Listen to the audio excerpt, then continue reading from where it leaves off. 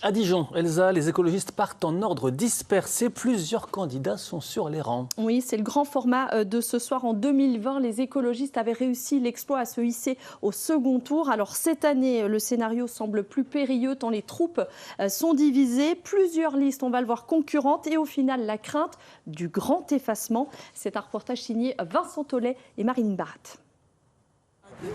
Il est la tête de liste des écologistes pour les municipales à Dijon. Michel Aberstroh, ingénieur de formation peu connu du grand public. Lui et ses colistiers nous ont donné rendez-vous dans le quartier Drapeau, l'occasion de dénoncer le bilan de la municipalité en matière d'environnement. C'est pas une piste cyclable, ça.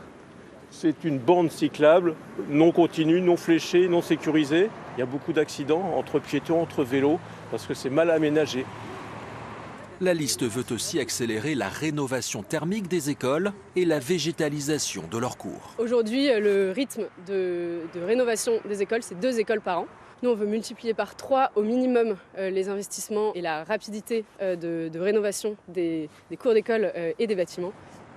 Une liste ancrée à gauche, unissant écologistes, communistes, générations et des déçus de LFI. Nous sommes dans une union de la gauche pour transformer cette société. Pour nous, il n'y a pas d'écologie de pot de peinture. La vraie écologie, c'est la transformation de la ville pour ses citoyens. Eux, en revanche, voient l'avenir avec la majorité sortante et se préparent à rejoindre la liste de la socialiste Nathalie Konders. L'un est ancien cadre du parti Les Écologistes, l'autre conseiller municipal, élu dans l'opposition verte en 2020. Il a depuis rejoint la majorité.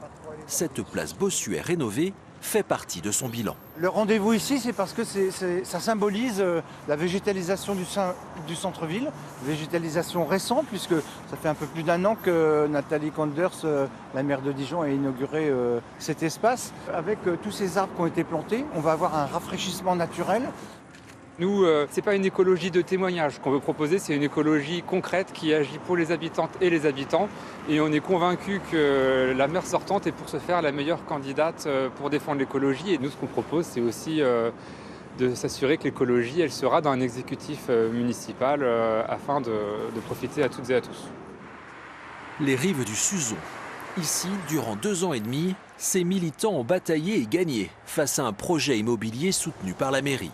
Depuis, leur association Dijon Avenir s'affirme comme mouvement citoyen et lance sa propre liste en écartant une alliance avec les écologistes. Aujourd'hui, on est face à une crise des ressources qui sont en déclin, à une promesse d'avoir des vagues de chaleur à 50 degrés en 2050 à Dijon, donc des crises très graves qui sont devant nous. Certes, nos collègues écologistes ont des propositions, mais ils ne portent pas, au point où on le porte, une vision de transformation profonde pour le territoire et nos façons d'y vivre. Anticapitaliste, post-croissant, Dijon Avenir a une priorité, lutter contre l'étalement urbain. Pas de nouvelles constructions, seulement des réhabilitations. Une 3e ligne de tram, par exemple, est pour eux inutile.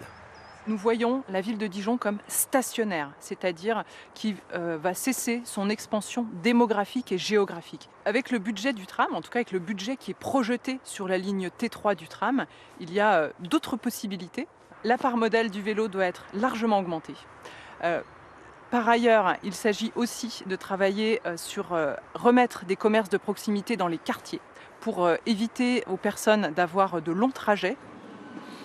Écologiste à Dijon, combien de divisions? 3 sensibilités dans 3 listes différentes. Pas sûr qu'il y ait de la place pour tous dans le futur conseil municipal.